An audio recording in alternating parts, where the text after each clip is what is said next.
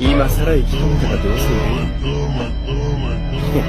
ようこそ逆さまの世界へ。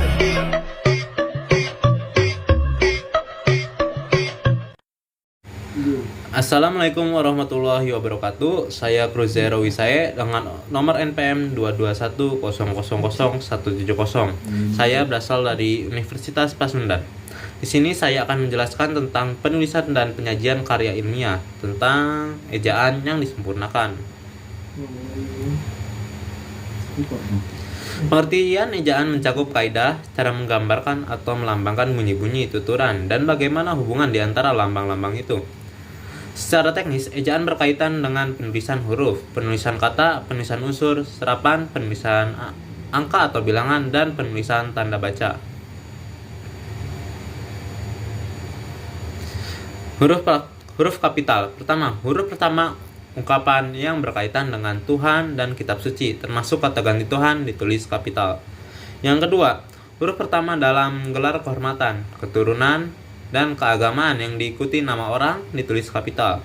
Yang ketiga, huruf pertama nama jabatan dan pangkat yang diiringi nama orang, nama instansi, atau nama tempat ditulis kapital. Keempat, huruf pertama nama bangsa, nama suku, dan nama bahasa ditulis dalam huruf kapital, namun jika berada di tengah kalimat, kata bangsa, suku, dan bahasa ditulis dalam huruf kecil. Kelima, huruf pertama nama geografi ditulis kapital. Keenam, huruf pertama nama tahun, nama bulan, nama hari raya, dan nama peristiwa sejarah ditulis kapital. Ketujuh, huruf pertama nama badan, nama lembaga pemerintahan, dan ketatanegaraan, serta nama dokumen resmi ditulis kapital. Kedelapan, huruf pertama kata penunjuk hubungan kekerabatan seperti bapak atau ibu, saudara, kakak, adik, dan paman yang dipakai sebagai kata ganti atau sapaan ditulis kapital. Kesembilan, huruf pertama kata ganti Anda ditulis kapital. Terus ada penulisan huruf miring, nama buku, nama majalah, nama surat kabar yang dikutip dari karangan ditulis miring. Terus ada huruf bagian kata atau kelompok kata yang hendak ditegaskan atau dikhususkan ditulis miring. Ada nama-nama ilmiah dan atau ungkapan asing kecuali kata yang telah disesuaikan ejaan ditulis miring. Penulisan kata. Yang pertama, penulisan kata dasar diperlukan sebagai satu kesatuan. Kedua, kata turunan. Tiga, kata gabungan atau kata majemuk. Empat, penulisan bentuk ulang dilakukan secara lengkap dengan menggunakan tanda hubung baik yang berarti tunggal, jamak maupun yang berubah beraturan. Kelima, penulisan kata kau, ku, mu-nya dilakukan serangkai dengan kata dasar. Keenam, kata depan atau preposisi ditulis terpisah secara kecuali yang sudah lazim, seperti kepada, daripada, keluar. Ketujuh, penulisan artikel si dan sang dilakukan terpisah. Keenam, partikel. Kesembilan, singkatan. Penulisan unsur serapan.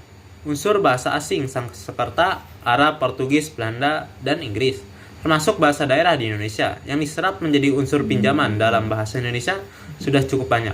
Berdasarkan cara masuknya, unsur pinjaman dalam bahasa Indonesia dibagi menjadi dua golongan, yaitu unsur bahasa lain yang belum sepenuhnya terserap ke dalam bahasa Indonesia, dan yang kedua unsur bahasa lain yang pengucapan dan penulisannya disesuaikan dengan kaidah bahasa Indonesia.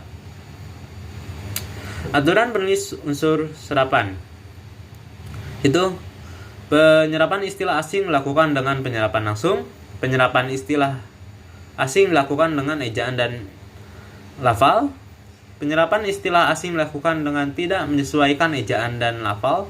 Istilah bahasa Indonesia dapat dibentuk dengan menerjemahkan dan menyerap, penyesuaian ejaan awalan asing, majemuk bentuk bebas dan bentuk terikat, penyesuaian ejaan akhiran asing. Penulisan angka atau bilangan, yaitu untuk menyatakan lambang bilangan atau nomor, untuk menyatakan ukuran, panjang, berat, isi, satuan waktu, nilai uang, dan kuantitas. Untuk nomor jalan dan alamat, untuk ejaan karangan dan ayat dalam kitab suci, angka ditulis dengan huruf jika lebih dari 2 kata ditulis seluruhnya dalam bentuk angka itu sendiri jika dipakai secara berurutan. Penulisan angka atau bilangan. Angka ditulis dengan huruf jika di awal kalimat. Jika dilambangkan dengan angka dan huruf, bilangan tingkat, bilangan yang berakhiran an, bilangan dan huruf tidak perlu ditulis sekaligus. Bilangan yang besar dapat tidak dinyatakan dalam huruf. Pemakaian tanda baca ada tanda titik, tanda koma, tanda titik koma, tanda titik 2, tanda hubung, tanda pisah, tanda elips, tanda tanya, tanda seru, tanda kurung siku, tanda petik tunggal, tanda garis miring, dan tanda apostrof. Bila ada kesalahan, mohon maaf. Sekian dari saya. Wassalamualaikum warahmatullahi wabarakatuh.